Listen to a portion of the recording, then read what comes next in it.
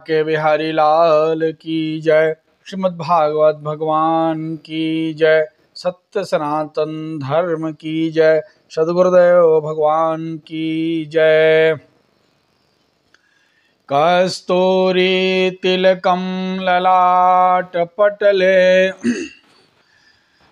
वक्षस्थले कौस्तुभम नासाग्रे वरमौक्तिकं करतले वेणुः करे कंकणम् सर्वांगे हरिचंदनं सुललितं कंठे च मुक्तावली गोपस्त्री परिवेष्टितो विजयते गोपाल चूड़ामणिं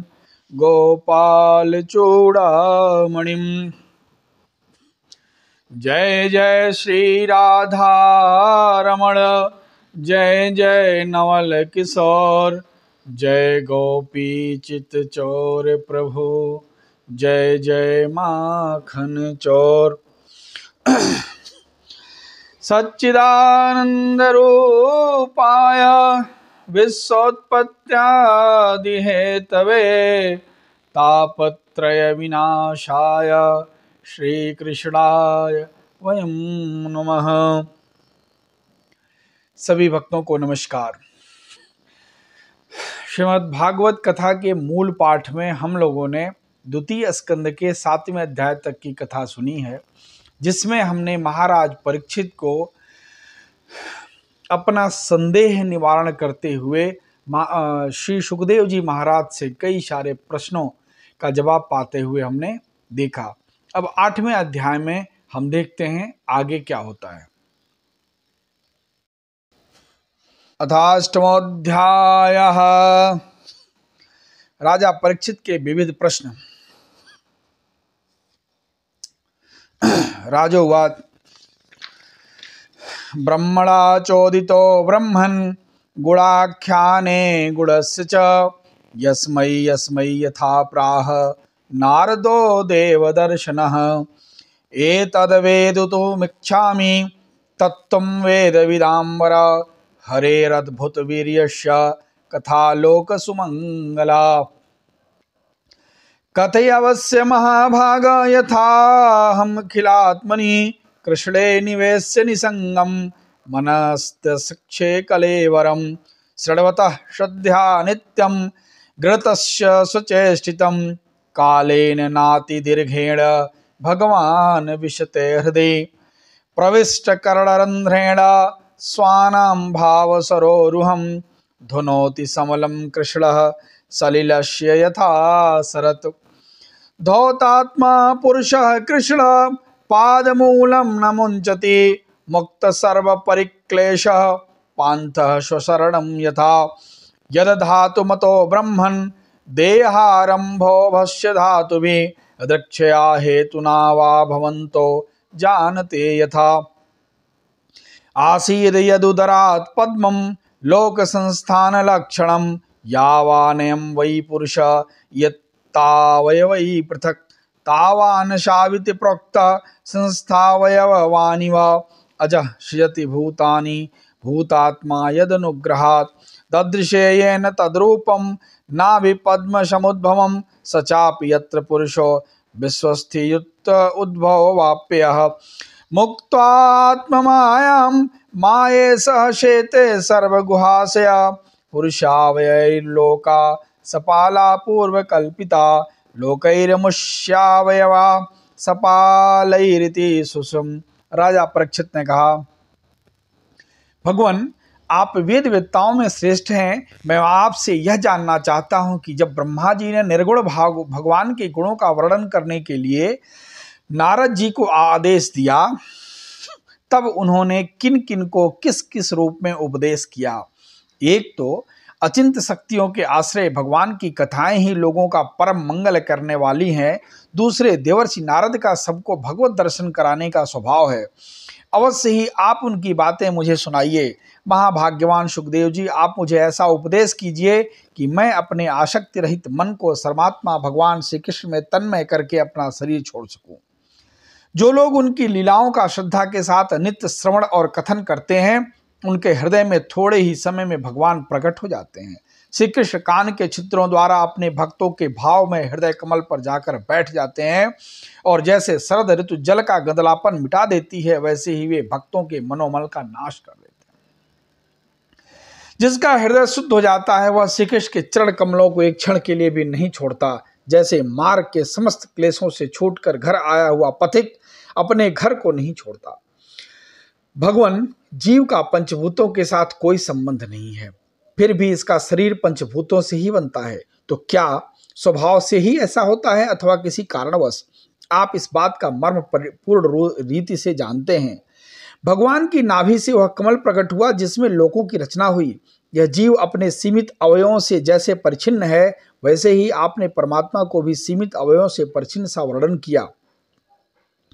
जिनकी कृपा से सर्वभूत में ब्रह्मा जी प्राणियों के सृष्टि करते हैं, जिनके नाभि कमल से पैदा होने पर भी जिनकी कृपा से ही ये उनके रूप का दर्शन कर सके थे, वे संसार की स्थिति उत्पत्ति और प्रलय के हेतु सर्वांतरयामी और माया के स्वामी परम पुरुष परमात्मा अपनी माया का त्याग करके किस में किस रूप से शयन करते हैं। पहले आपने बतलाया था विराट पुरुष के अंगों से लोक और लोकपालों की रचना हुई, और फिर यह भी बतलाया कि लोक और लोकपालों के रूप में उसके अंगों की कल्पना हुई। इन दोनों बातों का क्या तात्पर्य है?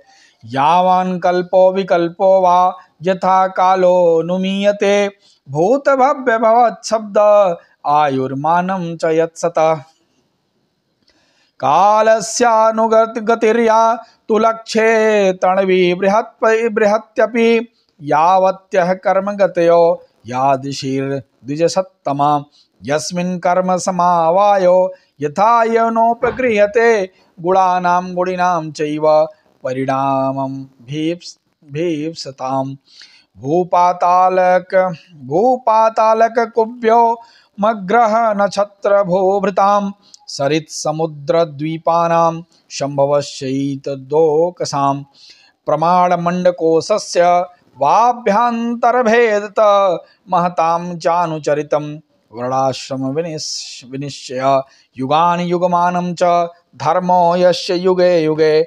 अवतारानुचरितं यदाश्चर्यतमं हरे नृणां साधारणमो धर्मः सविशेषस्य यादृश श्रेणीनां राजर्षीणां च धर्मः कक्षेषु जीवताम् तत्त्वानां परिसंख्यानां लक्षणं हेतुलक्षणं पुरुषाराधन विधिर्योगस्याध्यात्मिकस्य च योगैश्वर्य गतिर्लिंगभंगस्तु योगिनां वेदोपवेद धर्माणा मितिहास पुराणयो संप्लवः सर्वभूतानां विक्रम प्रतिसंक्रम इष्टापूर्तस्य काम्यानां त्रिवर्गस्य च यो विधि यस्यानुसायिनां सर्ग पाखंडस्य च संभव आत्मनो बंध मोक्षो च व्यवस्थानं स्वरूपतः यथात्मंत्र तंत्रो भगवान विक्रीडत्यात्ममाया विसृजस्य वा यथा माया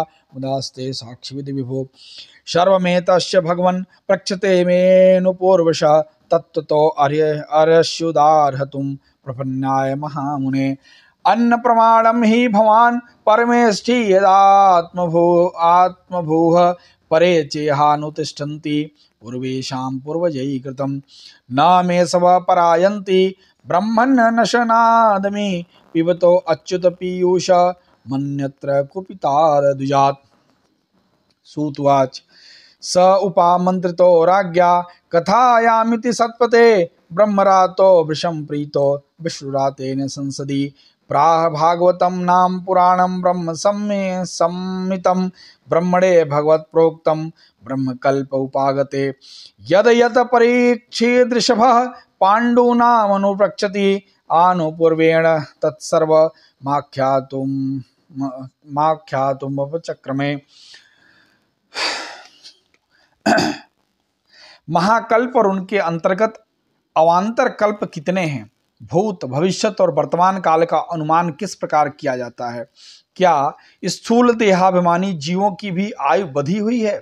ब्राह्मण श्रेष्ठ, काल की सूक्ष्म गति त्रुटि आदि और स्थूल गति वर्ष आदि किस प्रकार से जानी जाती है?